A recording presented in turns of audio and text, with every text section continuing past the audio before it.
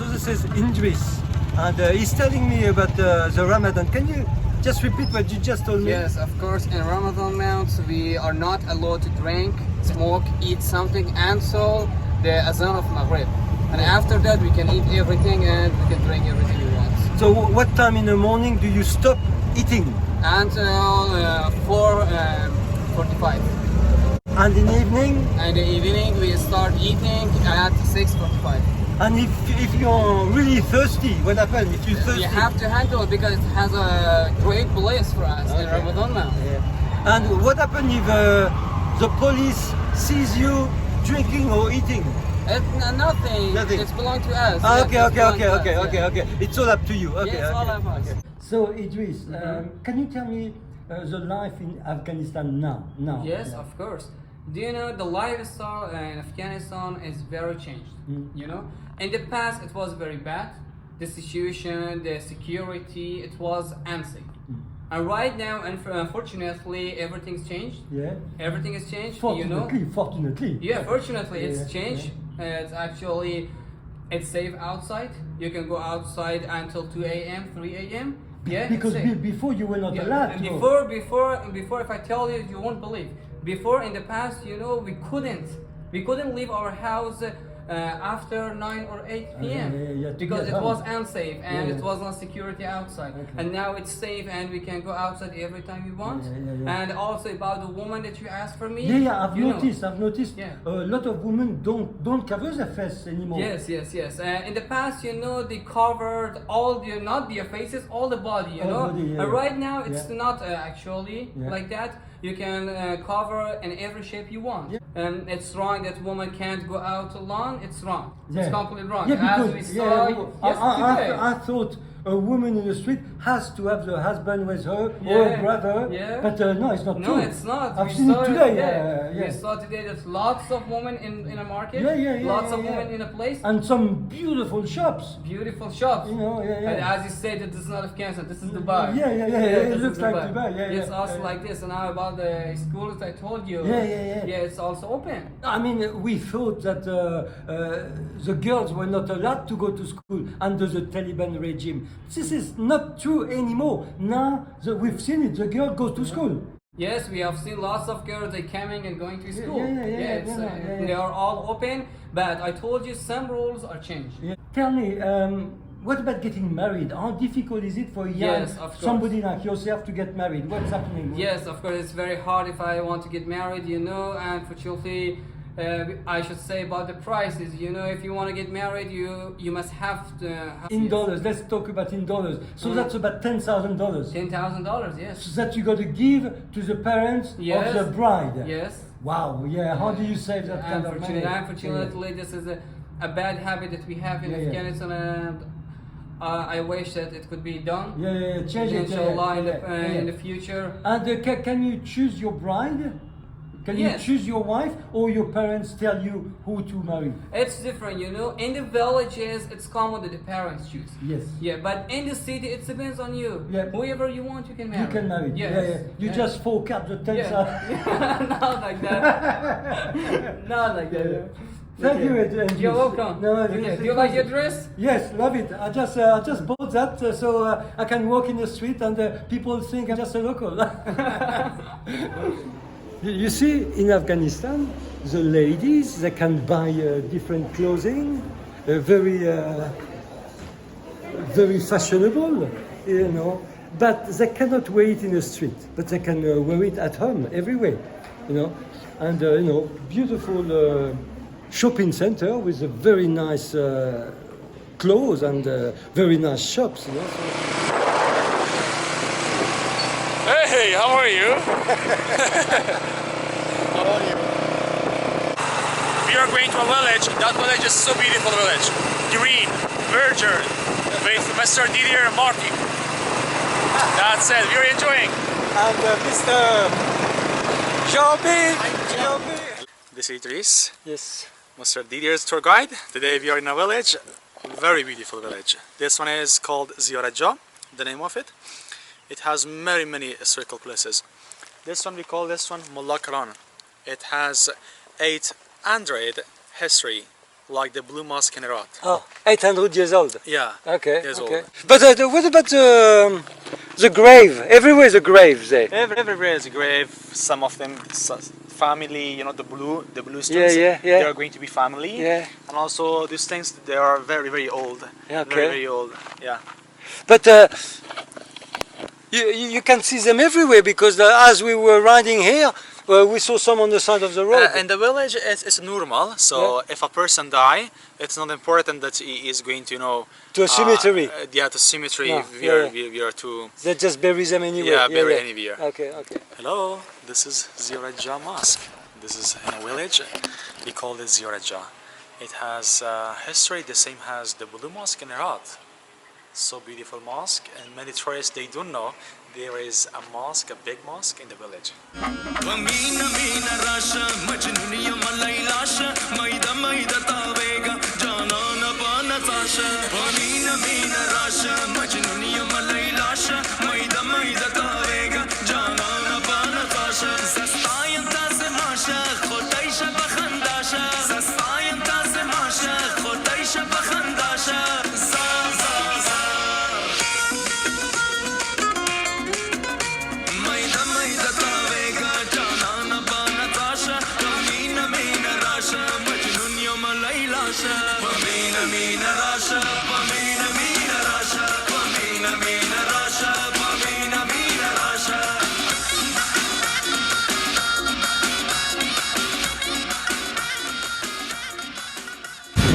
Well, this is my first night camping in Afghanistan. Well, I did not really have planned it, but I'm going to Kandahar. But from Herat to Kandahar, it's nearly 600 kilometers. But the road is bad. It's not completely bad. No? Sometimes it's very good, and sometimes it's bad. And when it's bad, you got to always have to stop to go off-road. So I thought, okay, I'll have to camp. But it's not easy to find a place to camp because there are people everywhere. So I thought, like I'm off the main road there, I had to go off-road to get here.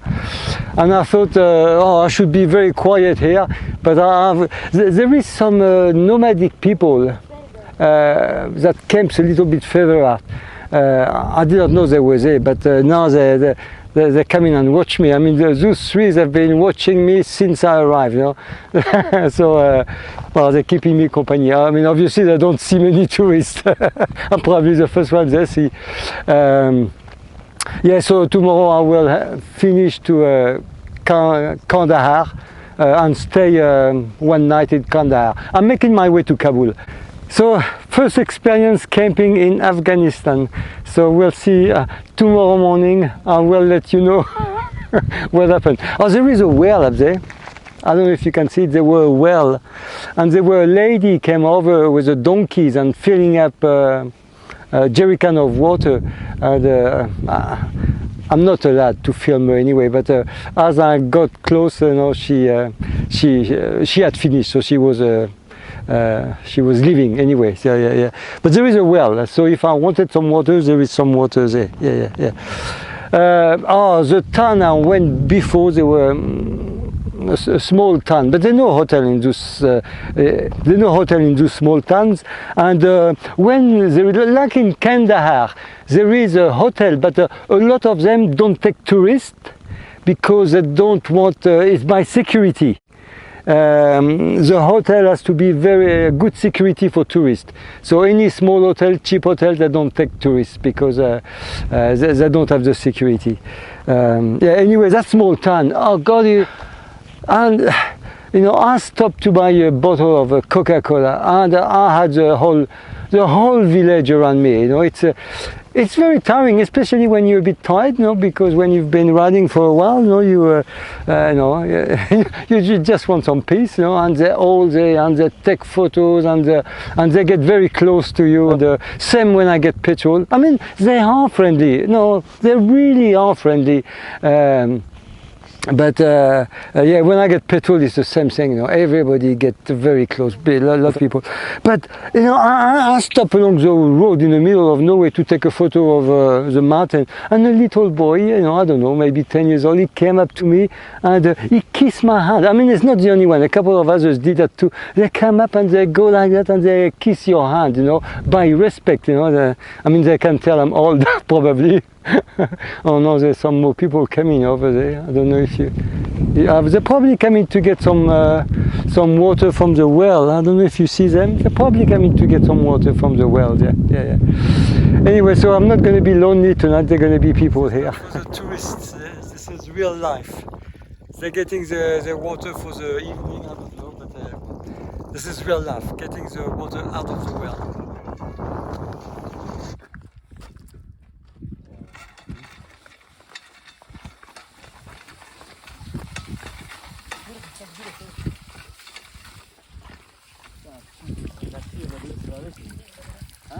So they're getting some water out of the well.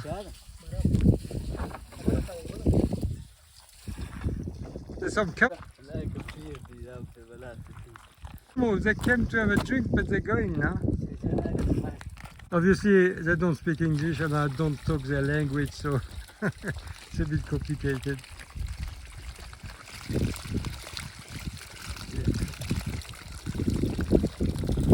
This is my first sunset in Afghanistan, and it's a good one. Yeah, I got a bit worried before because you know, those nomads, they came, you know, there were about 4 or 5 of them, adults one, and they wanted things, you know, they started to look inside my tent, looking at my camera gear, and they wanted this, wanted that, they wanted my riding gear. Yeah, I was getting a bit worried, you know, but eventually I had some biscuits, so I gave them some biscuit, and they left. But I hope they don't come back because I am in the middle of nowhere. There's nobody else apart from them. I'm not sure how many they are. So if you guys are going to camp in Afghanistan, I would not camp next to the nomads people, because I was warned about it, because and sometimes Al-Qaeda is suspected to stay with them as well, so so you never know who's hiding there, so it can be tricky, so don't camp next to them. Well, I don't know, yeah. Anyway, here comes the sunset. Beautiful, very nice. All right, I'll talk to you tomorrow morning, hopefully. Finger crossed they don't come back. And also another thing, I'm sleeping next to a cemetery, probably about 50 graves there in the middle of nowhere. You know, it's not a cemetery, it's just grave on the side of the mountain. Yeah. All right, sunset now.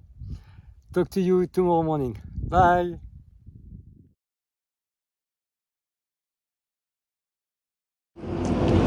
Well, what a night. At about, it was about midnight. I was asleep, deep asleep, and I hear a motorcycle arriving next to the tent, and I can see the lights, and they're calling, they're saying something, I don't know what they're saying. I quickly put my trouser on, and I come out. There are 5 men there, 5 with a beard and guns and all that, and you know, straight away I'm thinking the worst, because all I can understand is Taliban. Can you know, I'm just walking up, you know, I'm wow, what's going on? And I understand that they're saying to me, follow us. So I'm thinking, oh, they just want to take me to the checkpoint, you know, to check my papers or something, you know, because, you know, you think of the worst, you know. I'm thinking already I'm going to be kidnapped, you know, 5 men. What am I going to do, you know? But I say, if I follow them, I can't leave my stuff here. There is a nomad by, and the nomads, they will take everything, you know. So I packed everything, the tent, everything in 10 minutes, you know. I mean, usually it takes me about 1 hour, leisurely, packing the tent and everything. 10 minutes it was done. I could not even shut my bag at the back. and then I had to ride behind them, but on the off-road, which I did not know. So it's dangerous, but I made it to the main road, and we drove for, we rode for about, I'd say an hour, yeah, I think about 1:30 in the morning. We arrived to a checkpoint, but already I was not as worried because they seemed to be friendly enough, they were not aggressive with me, and they took me to a room at the back, and they show me, sleep here. Okay, so I'm thinking, oh, good. They want me to sleep here. And bit by bit, I understand they're doing that for my security. They were just worried about me sleeping, sleeping in a ward like that, So yeah, that's what they were doing. So okay, and then at 3 o'clock in the morning, they wake me up and they're having the last meal of the day, because after 4 a.m. they cannot eat until 7 o'clock. So they're eating, and they want me to eat, but I don't want to eat. Not at 3 a.m. And they're looking at my photos on my phone. We can't communicate, So I spent a night with the Taliban. I will never forget that. So this morning, of course, I say, can I have a coffee? Because I can make a coffee. No, they say, Ramadan, no coffee. And I say, and I say, okay, coffee. So I was able to make a coffee, and we took some photos, and they let me go. So really, I tell you what, so far, all I can say is the Taliban, they're really not as bad as what we think. They were so respectful and friendly and helpful. Yeah. Anyway, I'm glad to be out. So now I'm gonna hit the road. I'm not that far from Kandahar, maybe 200 kilometers, and I will go to a hotel and relax. What an adventure. All right, so when you come to Afghanistan, do not camp. Please, somebody will report to you, because I'm sure the nomad reported to them, because I would not have known I was there. So the nomad called them saying I was there. That's why. That's the only reason. Otherwise not. So somebody will see you and will report you. So do not camp. It's just not worth it. All right. Bye. You see a woman begging in the middle of the road. You see children also. And they usually go in where the road is bad, so the traffic has really got to slow down. But not only women, but also handicapped people, and they sit in the middle of the road, waiting for people to give them money. It's very sad.